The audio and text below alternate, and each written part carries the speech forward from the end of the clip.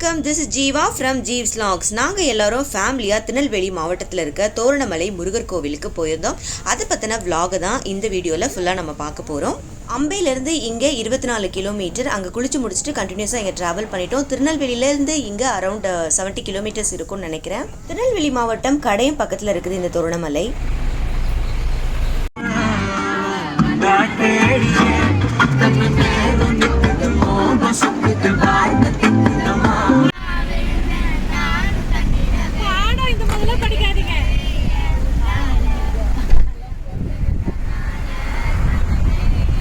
இது தோரணமலை போகிற வழி. பார்க்குற இடமெல்லாம் பச்சை பசையில் பார்க்குறதுக்கு கண்ணுக்கு குளிர்ச்சியாக ரொம்பவே அழகாக இருந்துச்சு.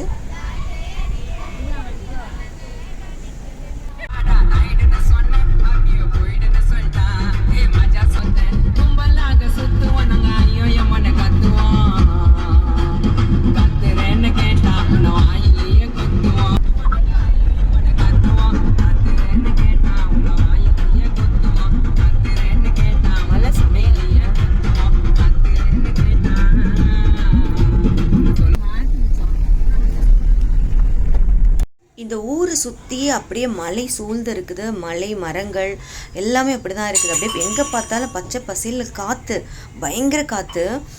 ரொம்பவே நல்லா இருந்துச்சு. அந்த வைபே ரொம்ப நல்லா இருந்துச்சு. ஈவினிங்கில் அந்த சூரியன் மறையும் போது பார்க்குறதுக்கு ரொம்ப நல்லா இருந்துச்சு. ஹாய். கோவிலே மூடிட்டாங்க. நீங்கள் இப்போ எதுக்கு இவ்வளோ லேட்டாக வரீங்க? எங்களுக்கு இவ்வளோ லேட்டாக மூடுவாங்கன்னு எனக்கு தெரியாது. நாங்கள் லேட்டாக வந்து உங்களுக்கு இன்ஃபர்மேஷன் கொடுக்குறோம். கோவிலை 5 o'clock மூடிடுவாங்களாம். நாங்கள் வரும்போது மணி 5 o'clock ஆயிடுச்சு. இதோ ஒரு வழி இருக்குது. இது வழியாக நம்ம இப்படி உள்ளே போய்க்கலாம்.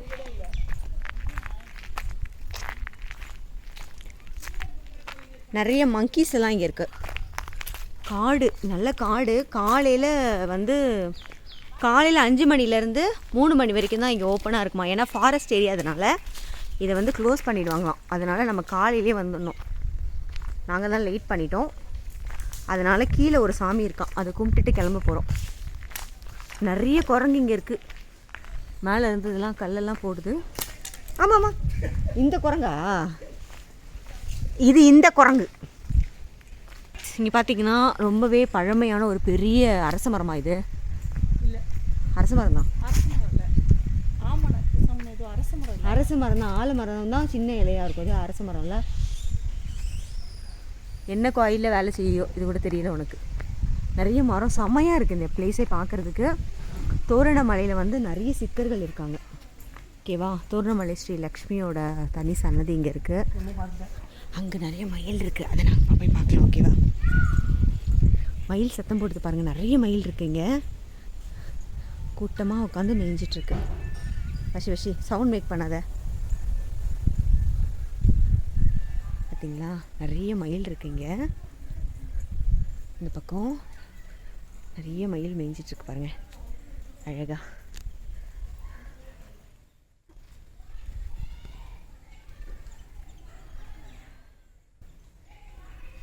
இந்த மலைக்கு நம்ம என்ட்ரு ஆன உடனேயும் நமக்குள்ளே ஒரு ஃப்ரெஷ்னஸ் ஃபீல் ஆகும். நம்ம அதை இங்கே வந்தால் தான் அது நமக்கு தெரியும். ரொம்ப அந்த ஆன்மீகமாக அந்த இது நம்ம அனுபவித்து பார்த்தா தான் தெரியும். அந்தளவுக்கு ரொம்ப நல்லாயிருக்கும். அது மட்டும் இல்லை, இந்த மலைக்கு நம்ம வரணுன்னா மார்னிங் 5 மணிக்கு ஓப்பன் பண்ணுவாங்க. கோவில் நடை திறப்பாங்க 5 மணிலேருந்து மத்தியானம் 3 மணி வரைக்கும். ஏன்னா அது ஃபாரஸ்ட் ஏரியானால அனிமல்ஸ்லாம் நிறைய இருக்கும், அனிமலோட தொந்தரவெல்லாம் அதிகமாக இருக்கும். அப்படின்றதுனால 3 மணிக்கெலாம் நடை சாத்திடுவாங்க. அதனால் முடிஞ்ச வரைக்கும் 3 மணிக்குள்ளாடியே வந்துடுங்க. 3 மணிக்குள்ளாடியெல்லாம் கரெக்டாக வந்துட முடியாது. எப்படினாலும் ஒரு 12 மணிக்குள்ளேயே வந்தால் தான் மேலே போயிட்டு நம்ம சாமி கும்பிட்டுட்டு கீழே இறங்கிறதுக்கெல்லாம் கரெக்டாக இருக்கும். அதனால் முடிஞ்ச அளவுக்கு 12 மணிக்குள்ளே வந்து. கீழே ஒரு விநாயகர் சன்னதி இருக்குது. விநாயகரை கும்பிட்டு பின்னாடி பக்கமாக போனால் இங்கே அரச மரத்துக்கு கீழே நாகர் சன்னதி வச்சுருக்காங்க. நாகர் சன்னதி இருக்குது. நாகரை கும்பிட்டுக்கலாம் நம்ம.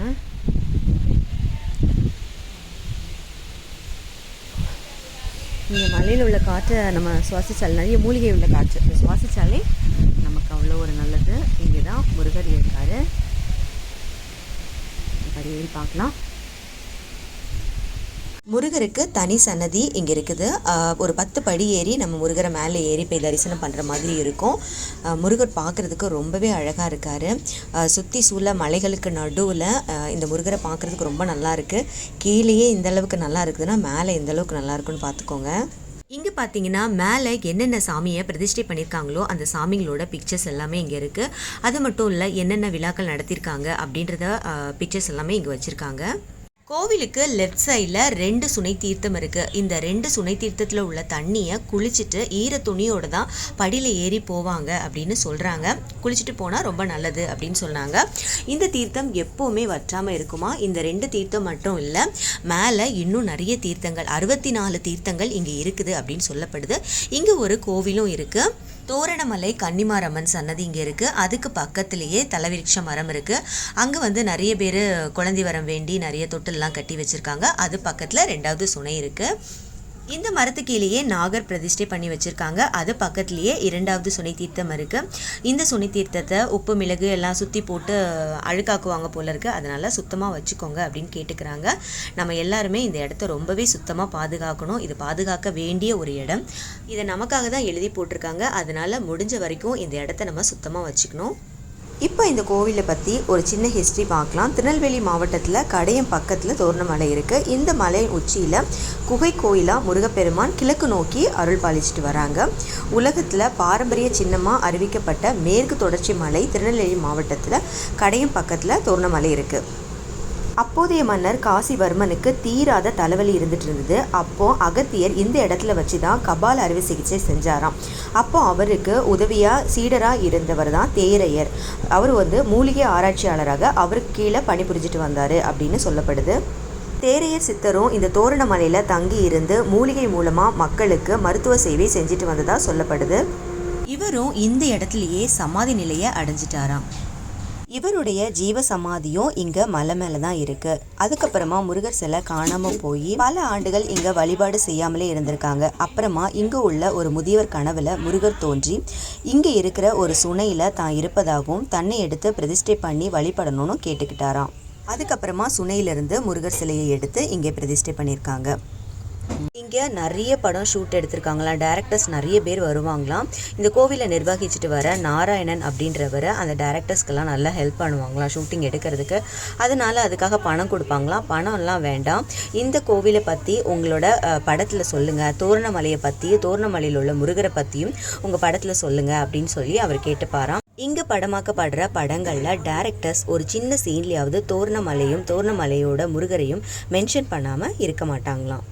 இந்த இடத்துல தான் அகத்திய முனிவர் பல வருடங்களுக்கு முன்னாடி பாடசாலை அமைச்சு பாடம் சொல்லி கொடுத்தாராம். நமக்கு இப்போ டிகிரி 3 வருஷம் அப்படின்னு இருக்கிற மாதிரி அப்போ 6 வருஷம் ஒரு டிகிரியா, 6 வருஷமா ஒவ்வொரு படிப்பையும் படிப்பாங்களாம்.